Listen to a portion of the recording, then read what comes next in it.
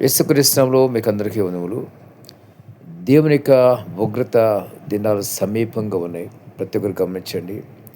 నోహ దినాల్లో కూడా మరి ఇదే విధంగా ఉంటుంది. పెండ్లికిచ్చుచు ఇండ్లు కట్టుకొనుచు మరి ఉన్న విధంగా నోహ దినాల్లాగానే రెండవ రాకడ కూడా ముందు ఉంటుందని దేవుని వాక్యం సెలవిస్తుంది. ఇక్కడ తెలుసుకోవాల్సింది ఏంటంటే, మీరు చూడండి, ఎక్కడైనా సరే ఇల్లు కట్టుబడి ఎక్కువైపోతుంది.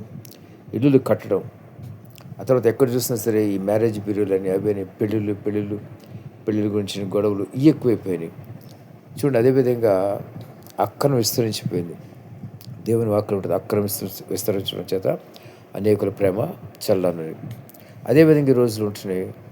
గమనించండి, ప్రతి ఒక్కరు కూడా సిద్ధంగా ఉండాలి రాకడ కొరకు. ఎందుకంటే రాకడ వచ్చి వెళ్ళిపోయిన తర్వాత ఎవరు కూడా ఎంత మార్మల్స్ కావాలనుకున్నా ఇంకా దొరకదు.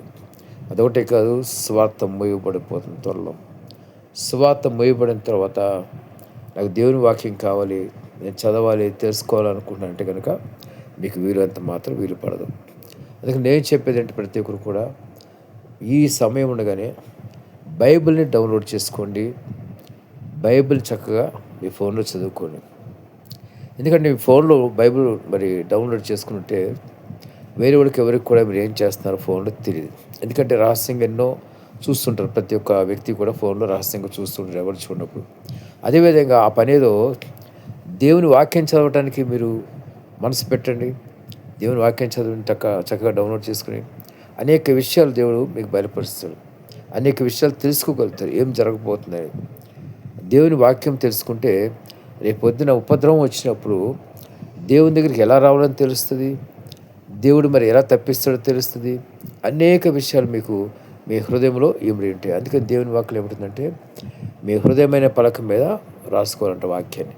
అంటే మనకు బ్రెయిన్లో ఈ యొక్క బైబిల్ అంతా కూడా జ్ఞాపకం పెట్టుకోవాలి. అలా జ్ఞాపకం పెట్టుకోవాలంటే కనుక ప్రతిరోజు బైబిల్ని మీరు చదివితే మీకు అదంతా కూడా జ్ఞాపకం ఉంటుంది. అన్నీ కూడా ఆ లోపల బ్రెయిన్లో ప్రింట్ అయినప్పుడు ఒకానొక సమయంలో అవన్నీ కూడా మీకు బయటకు వస్తూ ఉంటాయి.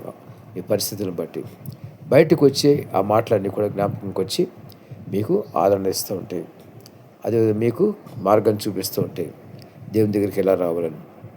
కాబట్టి ప్రతి ఒక్కరు కూడా మీరు బైబిల్ చదివి. ఎందుకంటే బైబిల్ ఎక్కువగా బయటికి పట్టుకెళ్ళాలంటే మొయ్యాలి, తర్వాత బయటికి పట్టుకెళ్ళాలంటే కూడా క్రైస్తవులు అనుకుంటారేమో ఆ భయం చేత కొంతమంది బైబిల్ పట్టుకోరు. బైబిల్ మరి మోసి పట్టుకొని చదవటం కూడా ఇష్టపడరు. కాబట్టి అదే సెల్ ఫోన్ బాగా వాడతారు కాబట్టి ఈరోజు సెల్ ఫోన్లో డౌన్లోడ్ చేసుకుంటే సులువు అవుతుంది. దేవుడి మాట దీవించును గాక. ఆమేన్.